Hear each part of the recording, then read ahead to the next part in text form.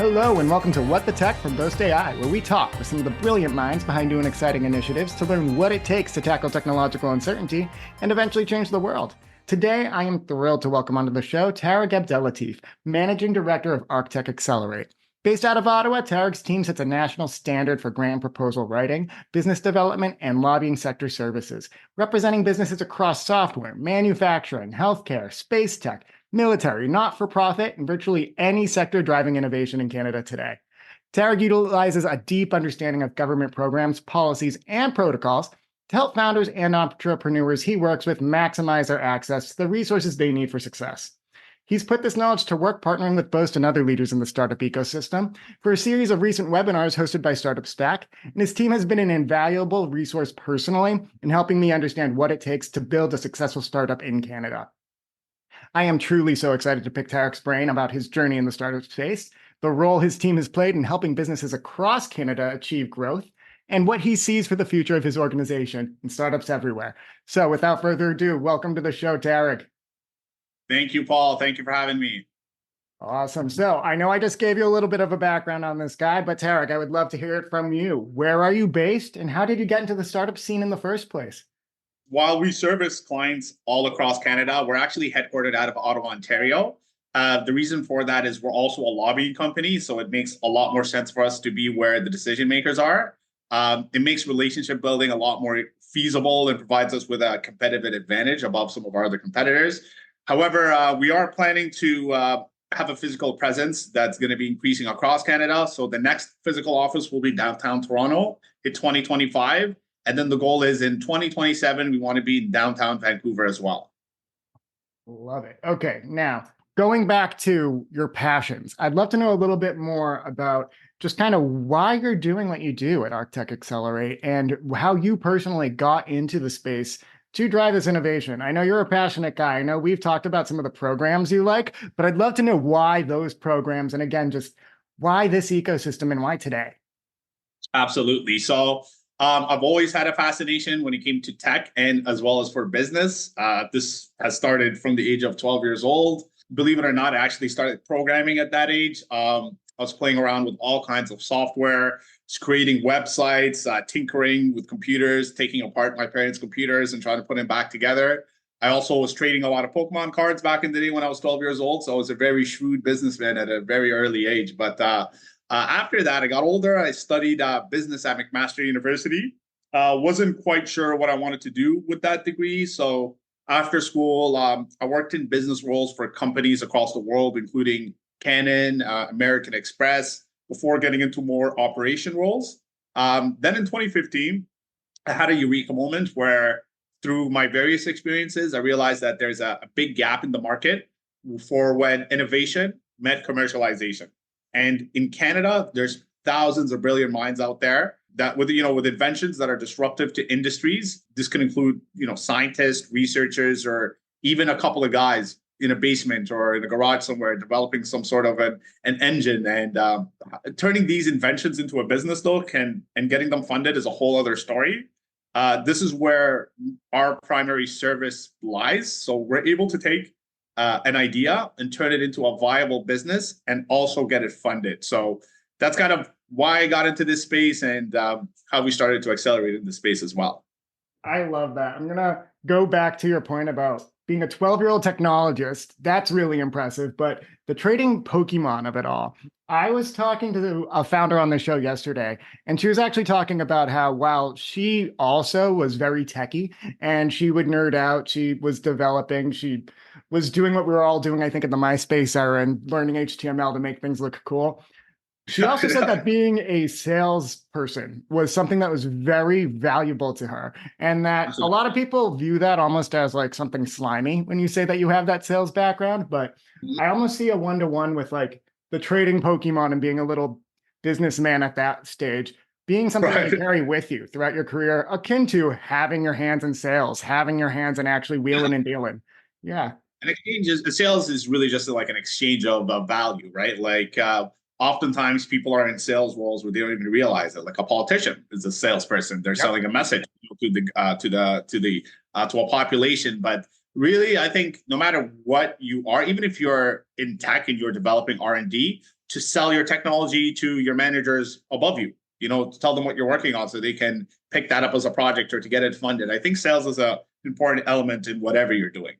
Absolutely. And I think another point too is that people forget that sales is about listening. And that's how you discover what you want to do sometimes. Or if, Absolutely. let's say you have an idea, how are you going to get the business side of that done if you're not listening to your potential customers? So I know you had made that point about that being some of the magic that you guys work over at Arctech Accelerate. Let's talk more about the community. What does this actually look like? Tell me more about the actual business that you guys are helping get over the line. I'll take a step back and I'm going to talk about some of the like the verticals and the industries that we're working with. So, our passions are very broad, but I describe myself as a builder. It doesn't matter what industry, if it involves innovation and business, I'm in. Most recently, we've had a more particular interest in emerging technologies, things like AI, quantum technologies, space systems, etc. However, I'll start off by highlighting you guys. Collaboration with Boast has been great.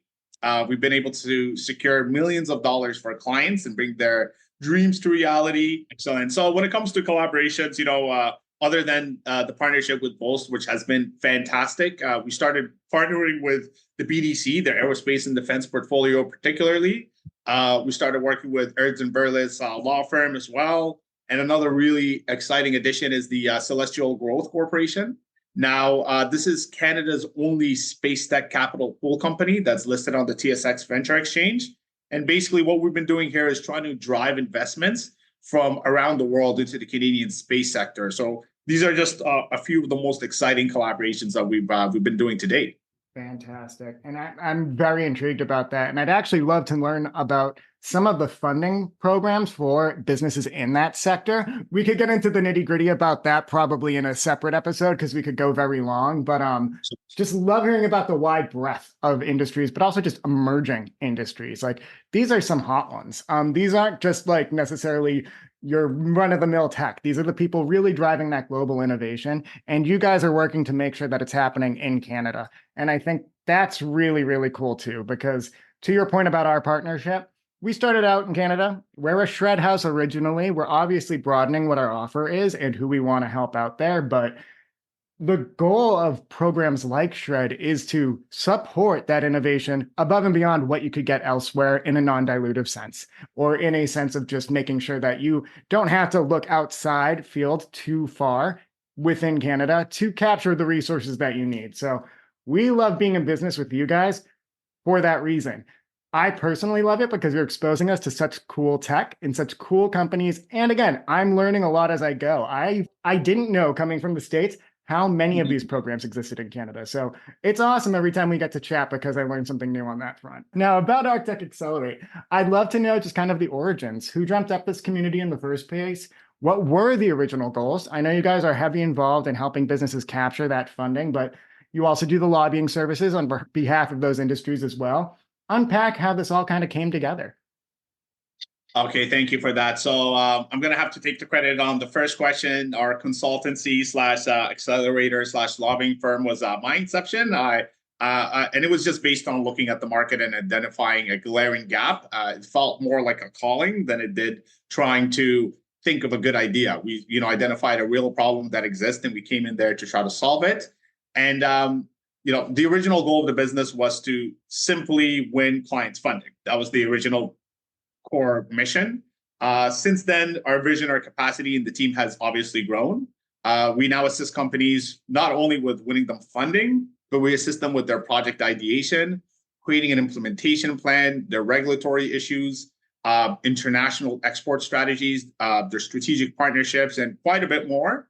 Another really interesting addition is that we've onboarded several senior military personnel that are still active, including majors and colonels. So our capacity to help clients work with defense contractors, including the D&D, the Coast Guard, or NATO, dramatically increased. And part of the reason why this has been really difficult for a lot of other companies to unlock is to work with defense contractors. You kind of need to have three buckets of knowledge that overlap. Obviously, you need to have the technical expertise, the engineering expertise. You need to have the lobbying expertise, as well as the proposal creation expertise. So all of those together, overlapping, is what helps unlock some of these programs. And I think that's kind of why we're able to fill in such a big gap in the market that other companies have had a lot of difficulty with, including organizations that punch way above our weight, including investment banks. Amazing. I think that's a very unique differentiator for you. I would love to know, could you highlight and even just name some of the government programs too? I think, especially in that defense contractor realm, that you guys are very familiar with, that are kind of where you have that expertise and have carved out that unique niche. Yeah, absolutely. If I'm going to name some programs specific to the defense sector, I'm going to start out by talking about the Industrial and Technological Benefits Policy, obviously part of Canada's defense procurement strategy, and one of the most powerful programs that are underutilized here in Canada. Essentially, it creates obligations for prime contractors to undertake business activities in Canada equal to the value of the contract they receive. And they are incentivized to work with small and medium-sized businesses, SMBs, which is different than an SME. It's 250 or less FTEs instead of 499. There's also programs like the Innovation for Defense Excellency and Security. There's NATO's Diana program. Additionally, there's Innovation Solutions Canada testing stream that does have a military stream to it. However, I would say these would be the most flagship programs when it comes for working with the military here in Canada, but there can be others as well.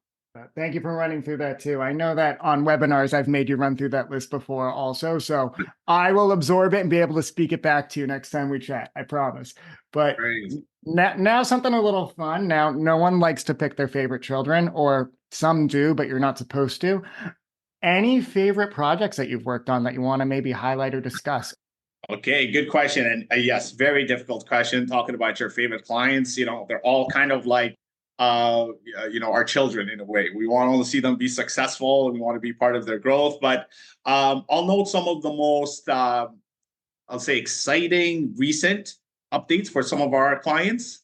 First one would be a company called North Space. They're a really exciting space technology company who actually just fired up something called the Hatfield engine. In less than a year, they have a small team of Canadian engineers that have essentially gone from napkin designs to jump-starting commercial sovereign launches here in Canada, working on Canada's first launch orbital vehicle. So that's, beyond exciting. Another really exciting addition is actually one of our clients, Savvy Knowledge and Move Improve.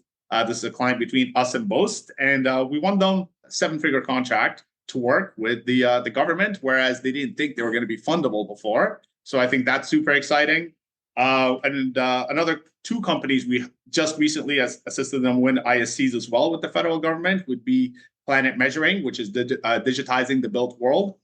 There's also a company called Banto, creating multi-touchscreen technologies for enterprise-grade solutions, including rugged military computers, multi-touch video walls. Their technology is very complex, so sometimes it's really hard to explain as well. But it could actually be inputted into fighter jets and has been tested with Canadian fighter jets. Quantum computing companies such as Quantum Bridge Tech is another really great client of ours, creating asymmetric and symmetric encryption technologies that are really national security imperative for Canada.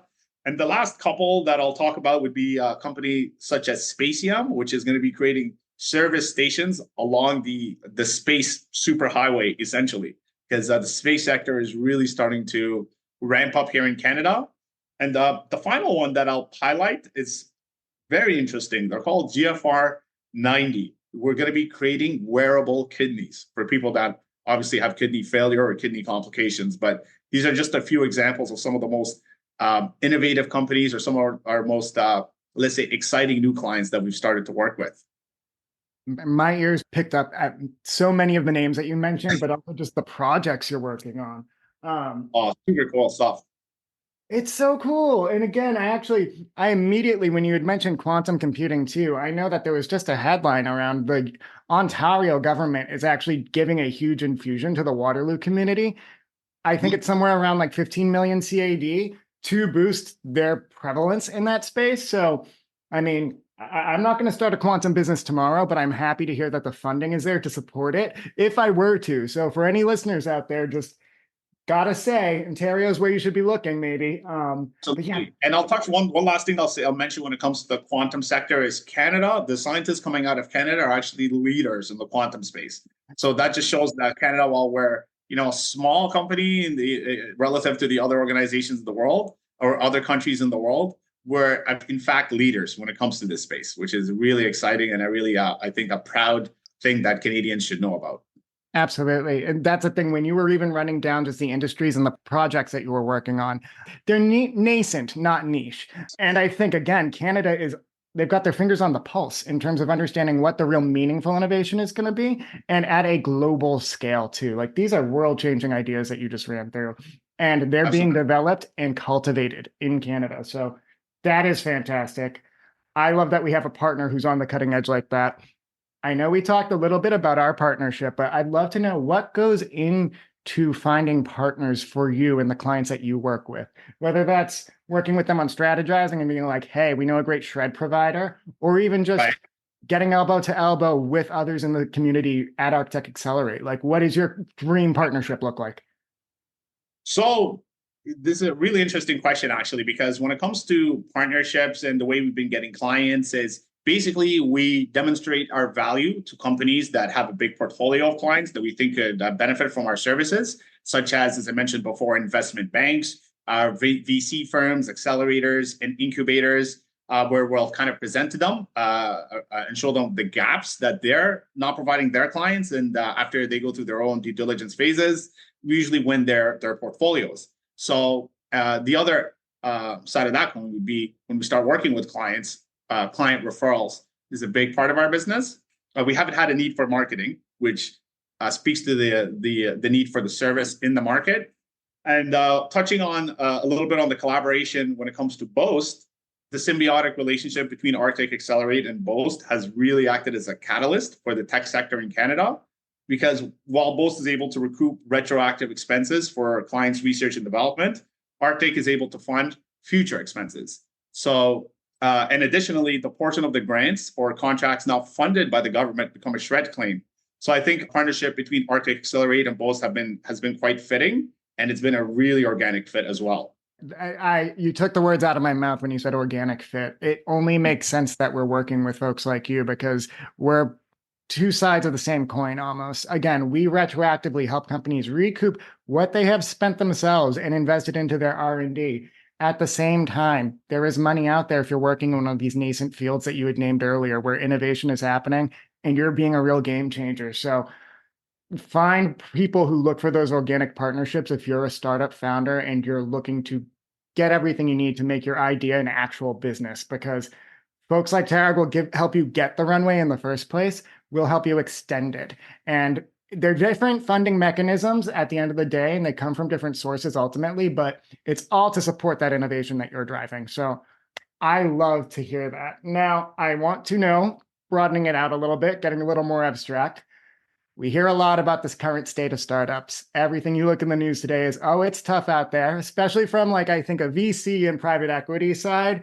Everyone's doom and gloom right now, but that's not the whole startup world. Could you maybe tell me what is your current take, I guess, on starting a business in the current tech ecosystem, and also maybe any suggestions for founders looking to get going today? Absolutely. So I'll take a more positive spin to this because I know a lot on the news, people see a lot of doom and gloom. I think the state of startups in Canada is strong, and how strong it is depends on what you're working on. So some of the most disruptive technologies on the global scale are actually coming out of startups in Canada. Some of these can include clean economic growth, so projects that support the greening of the economy, that contribute to emissions reductions or create sustainable and green jobs. Technology companies that are project-led by high potential firms. This would be in cutting-edge sectors, as we discussed previously, things like AI, life sciences, digital technologies, quantum tech, space tech, cyber resilience, also industrial transitions. So projects that support change in traditional sectors, develop new sectors, and ensure there's opportunities for years to come in the industrial sectors here in Canada. And finally, a new one that I'll touch on is innovations or ideas that can help solve the housing crisis here in Canada. These are just some of the areas where if you are working in innovation, there is no shortage of funding here in Canada, and as well as there's no shortage for testing contracts for innovations here in Canada. I'll say that the state of the startups, especially in disruptive technologies that are under these areas, is quite strong. So I'll try to be a little bit brief here because the challenges can be extremely broad and as well as the solutions. But Some of them include, not keeping up with the ever-changing grant and contract landscape. Clients sometimes get laser focused on their work and they're letting funding opportunities slip through the cracks. So I'd say it's really important to regularly check for programs or work to companies that keep you alerted, such as Arctech or such as Boast. Also, not being sufficiently well financed to cover matching components of grants or to fund your project until you are reimbursed by the government. And there are techniques to resolve this, such as working with grant financing companies, or even working with Boast that can provide capital in advance through your SRED claims. And now another area or another headwind that founders can face is not understanding when their projects become funding ready. So oftentimes projects have major gaps that aren't shored up prior to applying. Their implementation plans aren't clear. Their evaluation or impact measurements are not included in their application. So kind of taking a data-based approach when you're writing programs, I think, is really important. And it helps prevent losing faith in winning grants, because oftentimes it's a small error that you're making as to why, which is the reason why you're not winning funding. And lastly, I'll talk about just validating your projects with the government departments prior to applying.